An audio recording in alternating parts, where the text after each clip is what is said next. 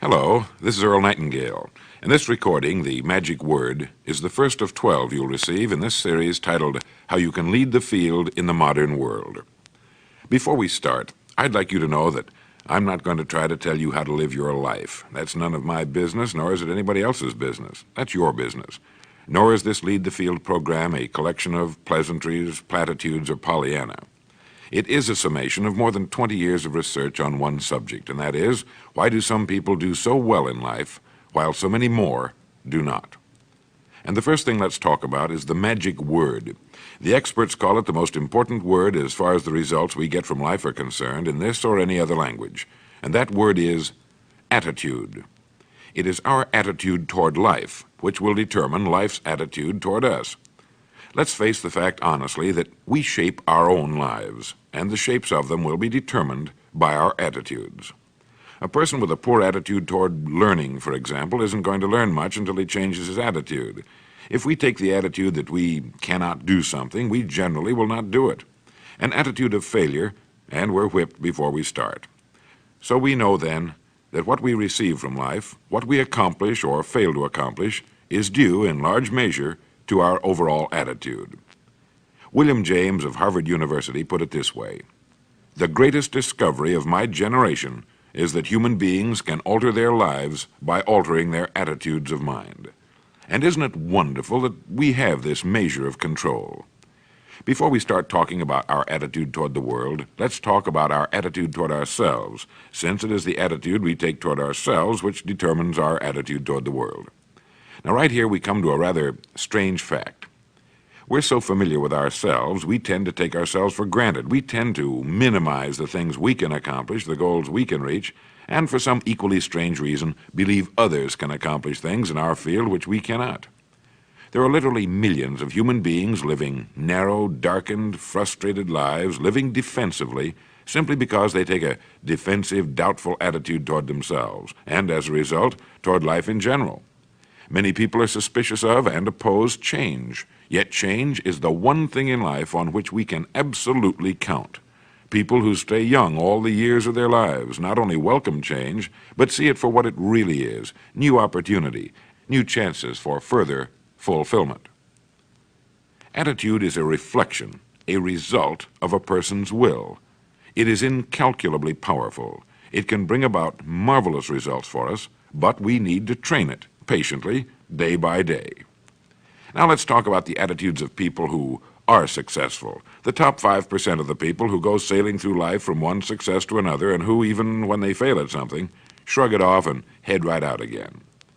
No matter who the person is or what he does, men and women in sales, business executives, people in all the professions, wives and mothers, students, top people in the armed forces, public servants, men and women in the service of religion, working men and women in all fields of endeavor, wherever you find a person doing an outstanding job and getting outstanding results, you will find a person with the right kind of attitude.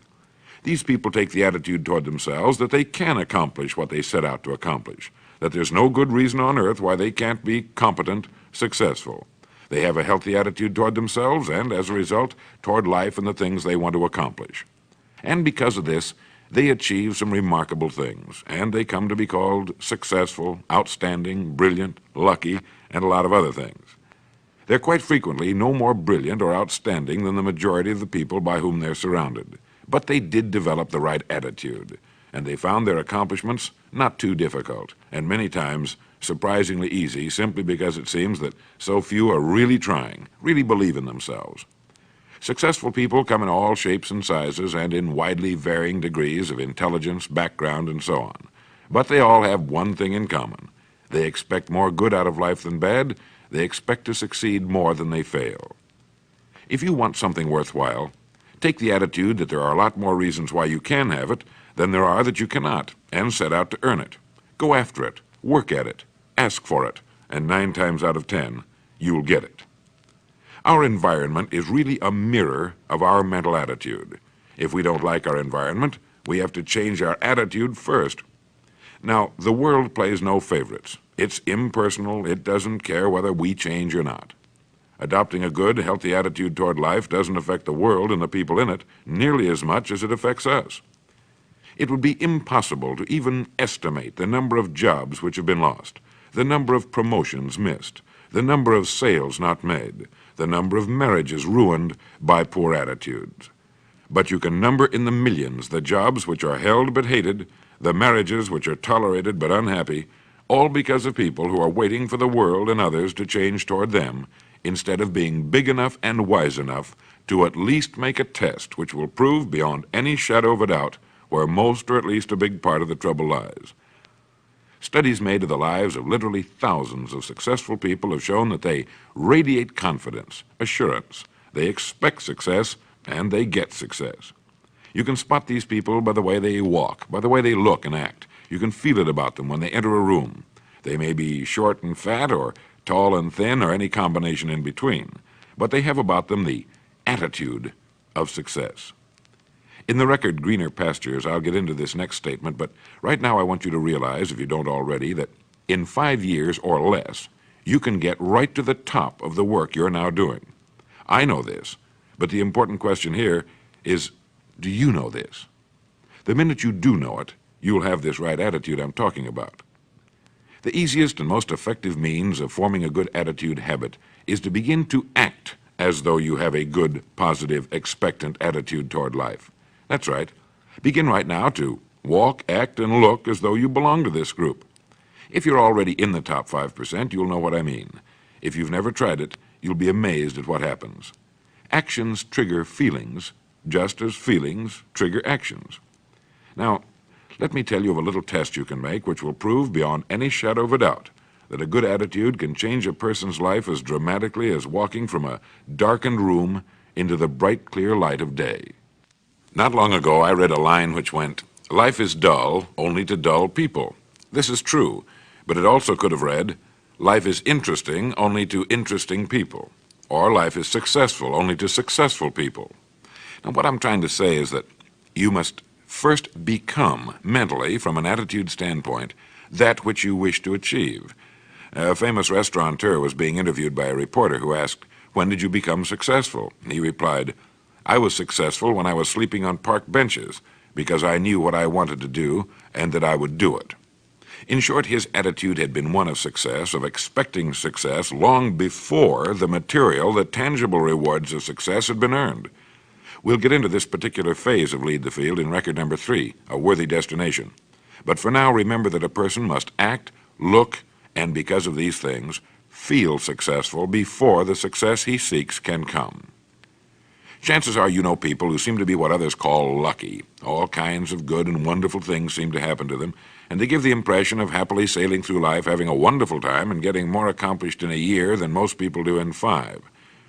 This has been figured out fairly scientifically, and if anyone will conscientiously go about the test I'm going to recommend, and stay with it every day for the next 30 days without fail, that person can join this small, happy, and extremely productive group of people. He'll find himself becoming lucky, as they say, and most of his problems will pretty well take care of themselves. Of this you can be sure. The results will be nothing short of amazing. Now, it makes no difference how good a person's attitude has been in the past. Anything can be improved upon, and it's the small refinements upon something already good that makes it great. So here's the test. For the next 30 days, act toward the world, everything and everyone with whom you come in contact, with the attitude which represents the kind of results you want to achieve. That is, if the result you want is more success in what you're doing, act as though you are already in possession of the success you seek. If you want others to treat you with admiration and respect, treat others with admiration and respect first. Have you ever stopped to think of this? Every human being on earth is the most important human being on earth as far as he or she is concerned. You may never get anyone to admit it, but it's a fact.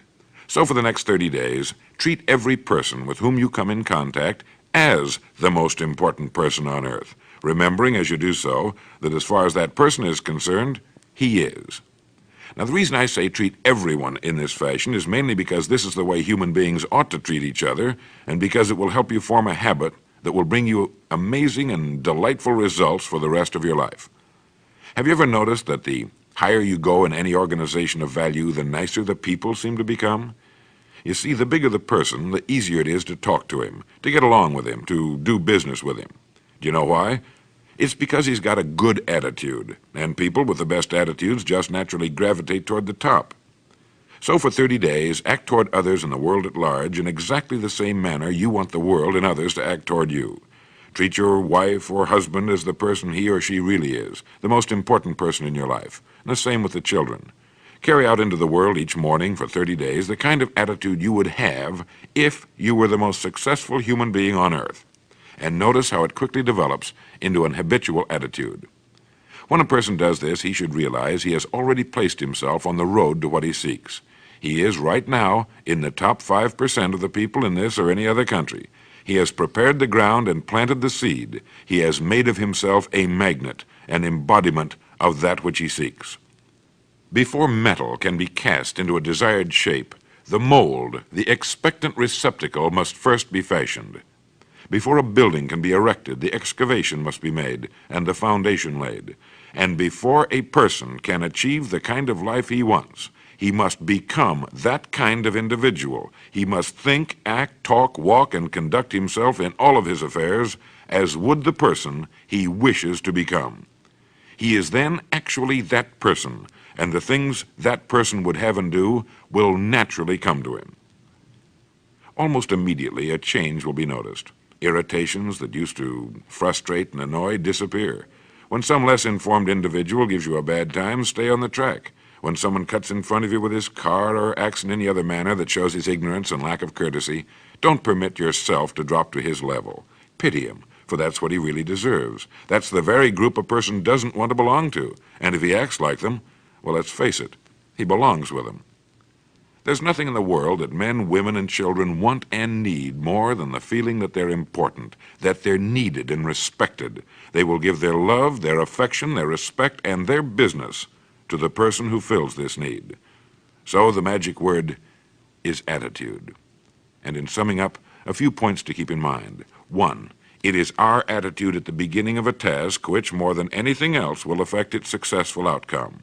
2, it is our attitude toward life which determines life's attitude toward us. 3, we are interdependent. It is impossible to succeed without others.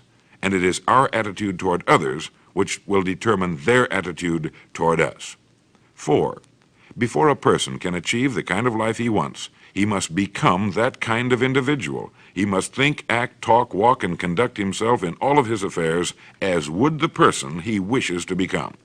5, the higher you go in any organization of value, the better will be the attitude you'll find. 6, your mind can hold only one thought at a time, and since there's nothing at all to be gained by being negative, be positive. 7, the deepest craving of human beings is to be needed, to feel important, to be appreciated. Give it to them, and they'll return it to you. 8, look for the best in new ideas. As someone said, I've never met a person I couldn't learn something from. 9, don't waste valuable time broadcasting personal problems. It probably won't help you. It cannot help others. 10, don't talk about your health unless it's good. 11, radiate the attitude of well-being, of confidence, of a person who knows where he's going. This will inspire those around you, and you'll find good things will begin happening to you. And 12, lastly, for the next 30 days, treat everyone with whom you come in contact as the most important person on earth. If you'll do this for 30 days, you'll do it for the rest of your life. In the next recording, I'll talk to you about greener pastures. But now in closing, remember the words of Walter Dill Scott of Northwestern University. Success or failure in any undertaking is caused more by the mental attitude even than by mental capacities. Thank you.